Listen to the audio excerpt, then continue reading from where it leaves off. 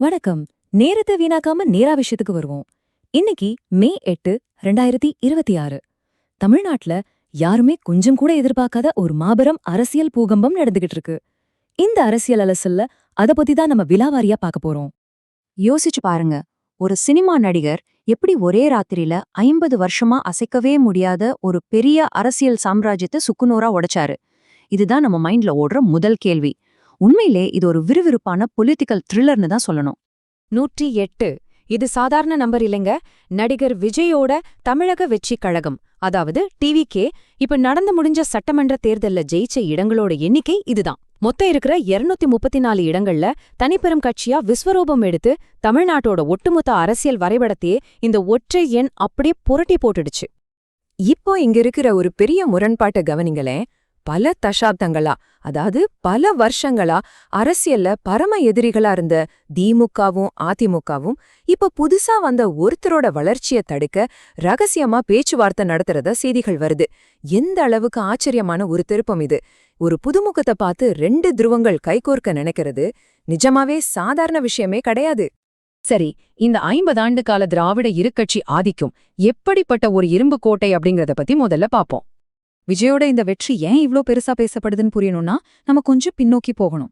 1916ல ஆரம்பிச்ச நீதி கட்சி, அப்புறம் 1944ல உருவான திராவிடர் கழகம், அதை தொடர்ந்து 1949ல திமுக, 1972ல திமுகவிலிருந்து பிரிஞ்ச அதிமுக, இப்படி இந்த கட்சிகளோட வேர்கள் ரொம்ப ரொம்ப ஆழமானது. 1967ல இருந்து இந்த 2 கட்சிகள் மட்டும்தான் தமிழ்நாட்டுல மாறி மாறி ஆட்சி பிடிச்சிட்டு வந்திருக்காங்க. வேற யாருமே உள்ள நுழைய முடியாத அளவுக்கு ஒரு கோட்டையா அது இருந்துச்சு. ஆனா இந்த இரு கட்சிகளோட ஆதிக்கங்கிறது வெறும் எலெக்ஷன் வெற்றி சம்பந்தப்பட்டது மட்டும் கிடையாதுங்க.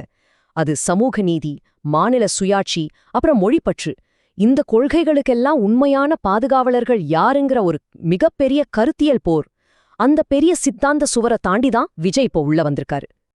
இப்போ இந்த பழைய கோட்டையில எப்படி விரிசல் விழுந்தது, குறிப்பா அதிமுகவுல ஏற்பட்ட அரசியல் தலைமை வெற்றிடம் பத்தி பாப்போம். 2016ல மாபெரும் தலைவரான ஜெயலலிதா அவங்க மறைவுக்குப் பிறகு அதிமுகவுல தொடர்ச்சியான உட்கட்சி பூசல்கள், நீதிமன்ற வழக்குகள்னு நிறைய பிரச்சனைகள். இதனால புதிய தலைமுறைய அவங்களால பெருசா ஈர்க்க முடியல. அது மட்டும் இல்லாம பாஜக கூட வெச்சுக்கிட்ட கூட்டணியால வந்த அரசியல் அழுத்தம், இதெல்லாம் அவங்கள ரொம்பவே பலவீனப்படுத்திருச்சு. மாற்று அரசியலை தேடி தவிச்ச இளைஞர்களுக்கு டிவிக்கே ஒரு பெரிய புகலிடமா மாற இந்த விரிசல்கள் தான் ஆணிவேரா அமைஞ்சது. இது அப்படியே மூத்த அதிமுக தலைவர் செம்மலை அவங்களோட வார்த்தைகள்லே சொல்லணும்னா, பாஜகவை நாம ஒதுக்கினா அவங்க மூலமா கிடைக்கிற ஆதரவு வாக்குகளையும் நாம இழக்க நேரிடும் அப்படின்னு சொன்னாரு. இது எது காட்டுதுன்னா, தங்களோட மதச்சார்பற்ற அடையாளத்தை காப்பாத்துறதா இல்ல தேசிய கூட்டணியை நம்பி இருக்கிறதாங்கிற ஒரு மாபெரும் தர்ம சங்கடத்துல அந்த கட்சி எப்படி சிக்கி இருந்தது அப்படிங்கறது இது ரொம்ப தெளிவா காட்டுது. சரி, இந்த சூழ்நிலைய விஜய் எப்படி தனக்கு சாதகமா பயன்படுத்திக்கிட்டாரு? அவரோட அதிரடி வெற்றி வியூகம் என்னங்கறத அலசுவோம். இந்த அரசியல் வெற்றிடத்தை விஜய் ரொம்பவே கச்சிதமா பயன்படுத்திக்கிட்டாருன்னு தான் சொல்லணும். அவரோட ஸ்ட்ராட்டஜி வெறும் சினிமா புகழ மட்டும் நம்பி இல்லங்க. முதல்ல பழைய அரசியல் மேல மக்களுக்கு இருக்கிற சலிப்ப சரியா கணிச்சாரு. 2வது, எல்லா இடத்துலயும் வளங்களை சிதறடிக்காம நம்ம ஜெயிக்க வாய்ப்புள்ள தொகுதிகள் எதுன்னு துல்லியமா தேடி அங்க மட்டும் குறியா வேலை செஞ்சாரு.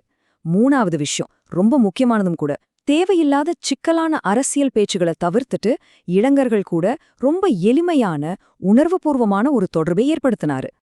இத பத்தி ஒரு மூத்த அரசியல் ஆய்வாளர் ரொம்ப சூப்பரா ஒரு விஷயம் சொல்றாரு. விஜய் திமுகவையோ அதிமுகவையோ தனித்தனியா தோற்கடிக்கல. தமிழ்நாட்ட அந்த 2 கட்சிகள் மட்டும்தான் ஆள முடியுங்கிற அந்த பெம்பத்தை அவர் தோற்கடிச்சிருக்காரு. இது சும்மா ஒரு தேர்தல் வெற்றி மட்டும் கிடையாதுங்க. மக்களோட மனசுல அவர் அடிச்ச ஒரு மாபெரும் உளவியல் வெற்றின்னு தான் சொல்லணும். இப்போ இத தாண்டி கொஞ்சம் பெருசா தேசிய அளவுல இந்த கூட்டாட்சி போர் எப்படி இருக்க போகுதுன்னு பாப்போம். தமிழ்நாட்டை யார் ஆளப் போறாங்க அப்படிங்கிறது ஒட்டுமொத்த இந்திய கூட்டாட்சி தத்துவத்தோட எதிர்காலத்தையே தீர்மானிக்கும்.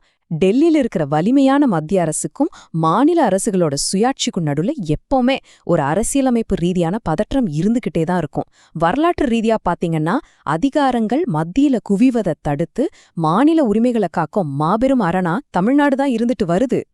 கரெக்டா இந்த சூழல்ல தான் கொரியன் ஜோசப் கமிட்டியோட அறிக்கை ரொம்ப முக்கியத்துவம் பெறுது. மத்திய மாநில உறவுகள் பத்தி ஆய்வு செய்ய தமிழ்நாடு அரசால் அமைக்கப்பட்ட இந்த குழு தேசிய அரசியல்ல ஒரு பெரிய விவாதத்தையே கிளப்பக்கூடிய பல அதிரடி பரிந்துரைகளை வழங்கியிருக்காங்க. அந்த பரிந்துரைகள் என்னன்னு கேளுங்களே.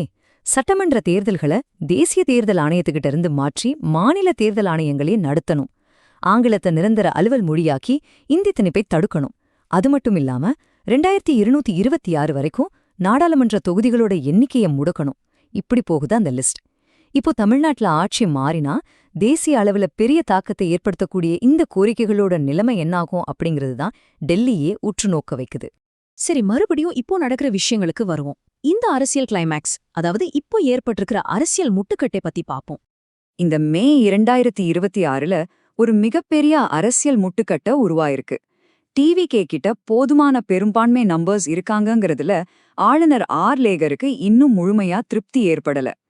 இன்னொரு பக்கம் ஒரு புது கட்சி ஆட்சி அமைக்க கூடாதுங்கிறதுக்காக திமுகவும் அதிமுகவும் திரைமறைவுல பேசுறதா செய்திகள் பறக்குது. தங்களுக்கு ஆட்சியமைக்க அழைப்பு விடுக்கலைனா இங்க 107 டிவிகே எம்எல்ஏக்களும் கூண்டோடு ராஜினாமா செய்வோன்னு ஒரு மிரட்டல் நிமிஷத்துக்கு நிமிஷம் ஆட்ட மாறிக்கிட்டே இருக்குங்க. இப்படிப்பட்ட ஒரு உச்சக்கட்ட பதச்சத்துக்கு நடுவுல ஒரு மூத்த IAS அதிகாரியோட எச்சரிக்கை ரொம்பவே கவனிக்கப்பட வேண்டிய ஒண்ணு. அவர் என்ன சொல்றாருன்னா, ஒரு மாநிலத்தை ஆள்வது அப்படிங்கிறது சினிமா செட் கிடையாது. இங்க ரீடேக்லாம் கேட்க முடியாது. செய்யற ஒவ்வொரு தவறுக்கும் ஒரு பெரிய விலை கொடுக்க வேண்டியிருக்கும். வரப்போற புதிய அரசாங்கத்துக்கு காத்துக்கிட்டு இருக்கிற மாபெரும் நிர்வாக சுமைகளையும் யதார்த்தமான சவால்களையும் இது நமக்கு ரொம்ப அழகா நிலைவூட்டுது. அதே மாதிரி ஒரு அரசியல் வியூக நிபுணர் சொல்றதையும் கேளுங்க. தேர்தல்ல ஜெயிக்கிறது மூலமா மக்களோட இருக்கிற தொடர்பை நிரூபிக்கலாம். ஆனா ஆட்சியில தொடர்ந்து நீடிக்கிறது மூலமா மட்டும்தான் நிர்வாகத் திறமையை நிரூபிக்க முடியும். தப்பு பண்ணா உடனே தண்டிக்கும் தமிழ்நாட்டு அரசியல்ல விஜயோட உண்மையான இறுதி பரீட்சையே இதுதாங்க. இறுதியா உங்ககிட்ட ஒரு ஆழமான கேள்வியை விட்டுட்டு போறேன். நிர்வாகங்கிற இந்த சிக்கலான யதார்த்தங்களை எதிர்கொள்ள விஜய் நிஜமாவே முழுமையா தயாரா இருக்கிறாரா? இல்ல அவரை இவ்ளோ பெரிய அதிகாரத்துக்கு கொண்டு வந்த அதே மக்கள் அலை கொஞ்சம் ஏமாத்தினா கூட அவரை ரொம்ப வேகமா வெளியே தள்ளிடுமா? இந்த வரலாற்று சிறப்புமிக்க மாற்றத்தோட விளைவுகள் என்னவா இருக்கும்னு நீங்க நினைக்கிறீங்க? யோசிச்சு பாருங்க. நன்றி.